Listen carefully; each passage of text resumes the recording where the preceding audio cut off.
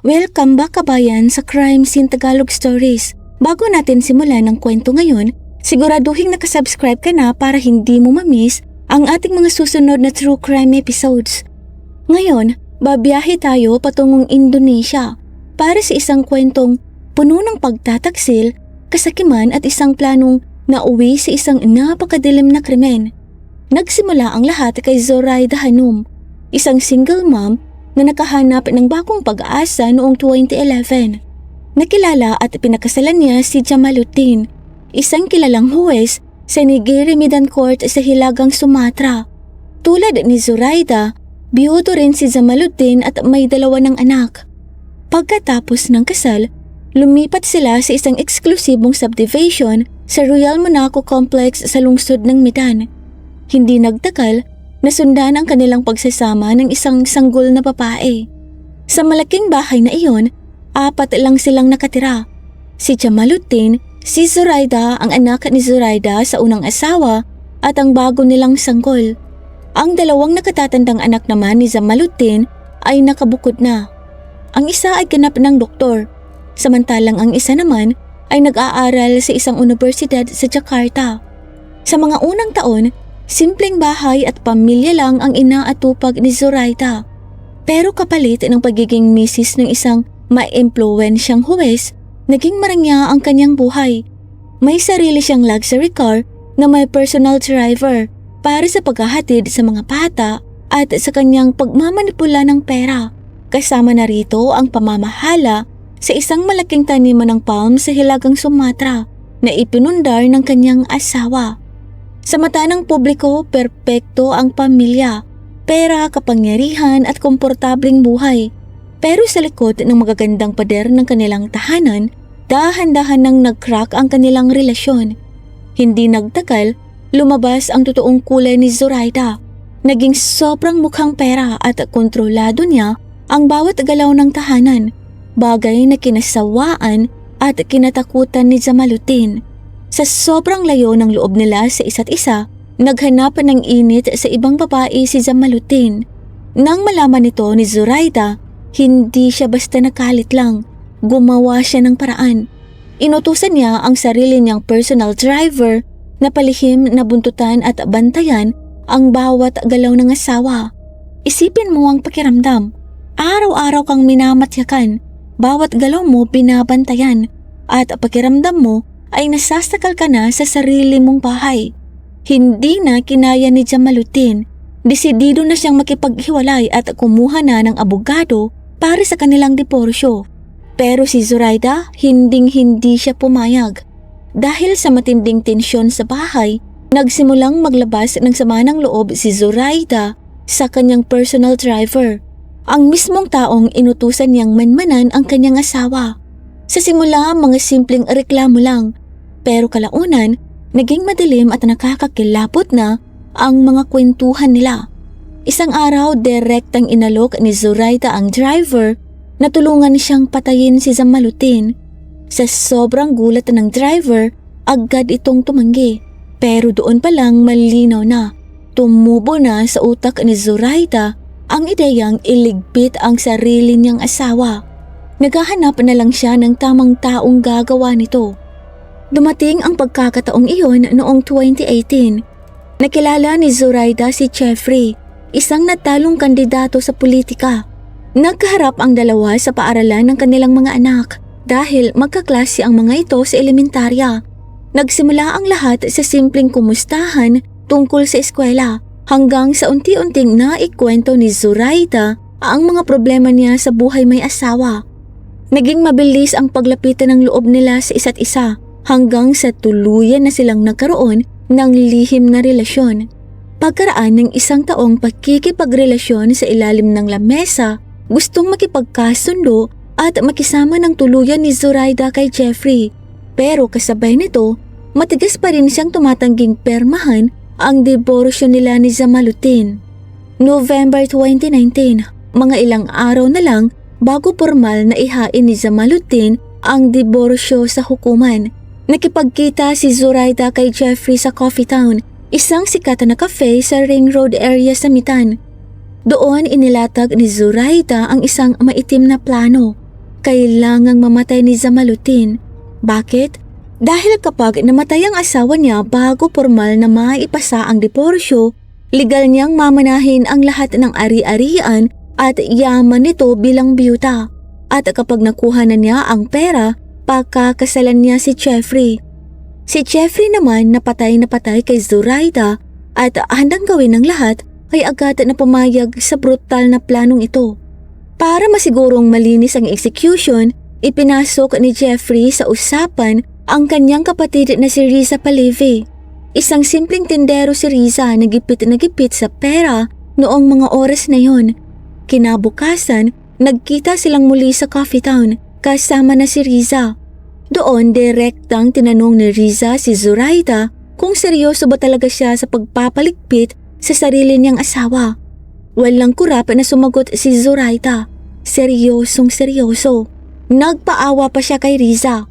Sinabi niyang hindi na niya kaya ang ginagawang pagtataksil ng asawa sa iba't ibang babae. Pinalabas niyang siya ang kawawa at biktima rito kahit na siya mismo ay may kalaguyo na rin. Para mapapayag si Riza, nag-alok si Zoraida ng malaking halaga, 100 million rupya. Humigit kumulang 339,000 pesos plus babayaran pa niya ang pamasahe at gastos para makapag-umrah pilgrimage si Riza. Sa harap ng ganoong kalaking pera at pangako, mabilis na nasilaw si Riza. Doon din sa mesang iyon, binuo nila ang pinal na plano para wakasan ang buhay ni Huwis Jamaluddin bago pa man nito maipasa ang mga papel ng diborsyo. Para simulan ang planong ito, nag-abot si Zoraida ng 2 milyong rupya, mga 6,700 pesos kina Jeffrey at Riza. Ang perang ito ay ginamit na pambili ng mga kagamitan nila sa gabi ng krimen, mga jacket, kapalit na damit, sapatos at mga pangmatagalan ngunit disposable na cellphone at SIM cards. Gagamitin lang nila ito ng isang beses para walang anumang digital footprint na pwedeng ma-track ng pulisya. Ang bawat detalye, bawat galaw ay purong galing sa malamig at kalkuladong utak ni Zoraida. November 28, 2019, handa na ang lahat. Alas 5:45 ng hapon, sinundo ni Zoraida sina Jeffrey at Riza sa pamilihan. Pagdating ng alas 7:10, pumasok sila sa bahay habang nasa trabaho pa si Jamaluddin. Palihim silang itinago ni Zoraida sa ikatlong palapag sa mismong kinalalagyan ng tangke ng tubig. Doon sa gitna ng kadiliman at init, nag-aabang ang dalawang lalaki sa hudyat ni Zoraida. Pagkatapos maitago ang mga salarin, bumaba si Zoraida para maghanda ng hapunan na para bang walang anumang masamang mangyayari. Alas 8 ng gabi nang makauwi si Jamaluddin. Sabay silang kumain at pagkatapos ay umakyat sa ikalawang palapag para magpahinga at manood ng TV. Sa mga oras na yon, mukhang ordinaryong gabi lang ang lahat. Pero bandang alas 9, nagkaroon ng hindi inaasahang bisita. Dumating ang kapatid ni Zoraida para makitulog. Madalas naman itong mangyari at sa silid tulugan sa unang palapag ito laging natutulog. Alas 10 ng gabi, inakyat na ni Zoraida ang kanilang bunsong anak sa kwarto sa ikalawang palapag kung saan ang katabi nilang matulog ni Jamaluddin. Alauna ng madaling araw, nang makaramdam na si Zoraida na mahimbing na ang tulog ng kanyang asawa, ibinigay na niya ang hudyat kina Jeffrey at Riza. Dahan-dahan silang bumaba mula sa ikatlong palapag at pumasok sa kwarto. Walang pag-aalinlangan, tatalo silang nagtulungan. Si Zoraida, si Jeffrey at si Riza. Ginamit nila ang isang unan para daganan at tatakpan ang mukha ni Jamaluddin. Nagpumiglas ang biktima habang nawawalan ng hangin.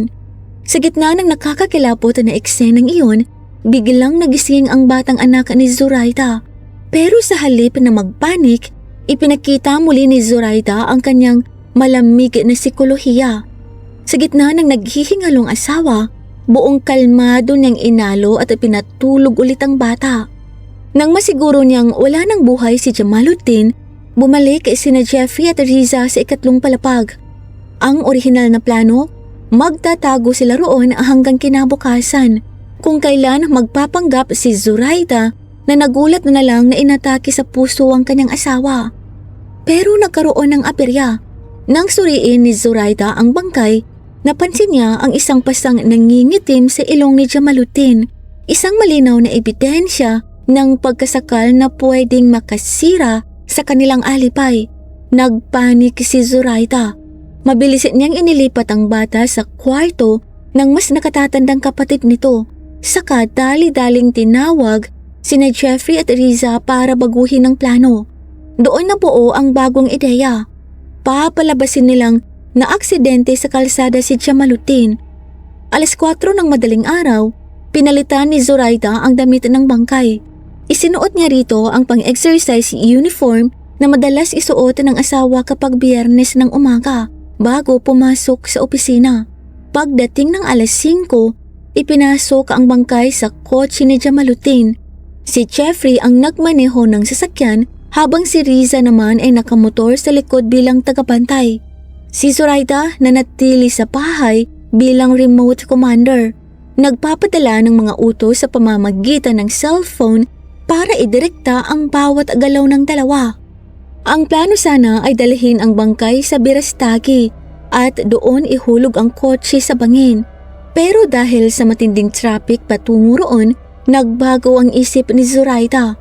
Inutusan niya silang lumipat sa patag na lugar sa taniman ng palm tree sa Kutalimbaro Dili Serdang, isang liblib na lugar na halos walang dumadaang tao.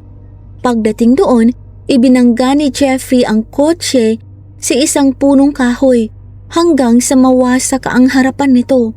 Pagkatapos, inilipat nila ang bangkay ni Jamaluddin sa likurang upuan at mabilis na tumakas na parabang isang malagim na aksidente sa kalsada ang nangyari. Habang nangyayari ito, parang walang anuman si Zoraida sa bahay. Naghahanda ng agahan ng anak at hinatid pa ito sa paaralan na parang isang regular na umaga. Tanghali na nang matagpuan ng mga residente ang nawasak na kotse sa gitna ng taniman. Nang silipin nila ang loob, nagimbal sila sa natagpuang bangkay. Agad itong itinawag sa pulisya. Pagdating ng mga investigador, agad na may umagaw sa kanilang pansin. Bakit nasa likurang upuan ng bangkay? Kung aksidente ito, nasaan ang nagmamaneho? Bakit wala ang driver sa lugar ng aksidente? Ito ang unang bitak sa plano na itinahi ni Zoraida. Inilabas ng mga otoridad ang bangkay mula sa nawasak na sasakyan at dinala ito sa Bayang Kara Hospital sa Mitan. Doon lang nila nakumpirma na ang biktima ay si Judge Jamaluddin.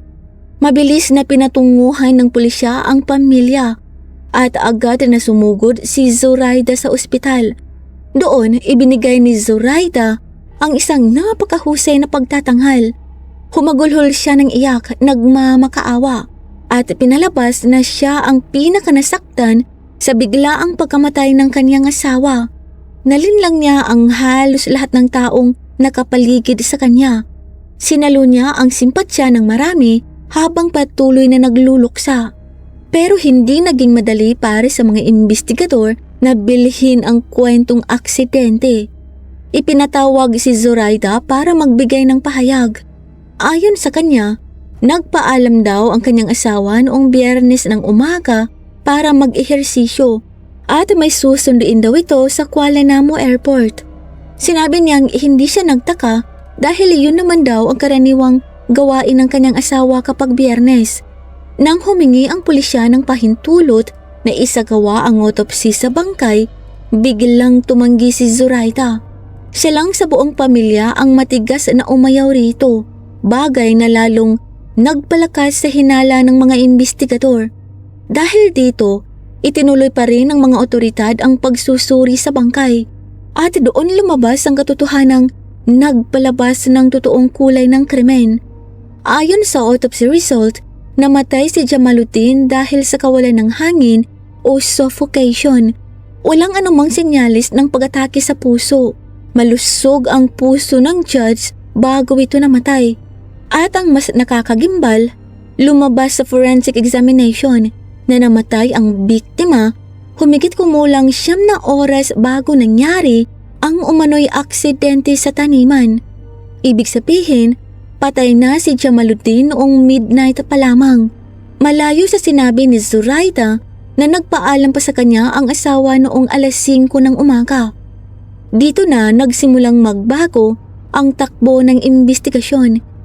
Nakatutok na ang mga pulis sa mga taong nasa loob ng bahay noong gabing iyon. Isa-isang tinanong ang kapatid ni Zoraida at ang kanyang mga anak kung kailan nila huling nakitang buhay ang huwes. Sa lahat ng testamento, tanging si Zoraida lang ang nag-iisang nagsabing nakita pa niya ang asawa noong umaga ng Biyernes. Hulog siya sa sarili niyang patibong. Nang maramdaman ni Zoraida na naghihinala na ang mga pulis, nagpanik siya at gumawa ng bagong alibay. Sinabi niyang madalas daw silang i-terrorize ng mga hindi kilalang tao sa kanilang bahay. Sinisira raw ang kanilang gate at binabangga ang bakod.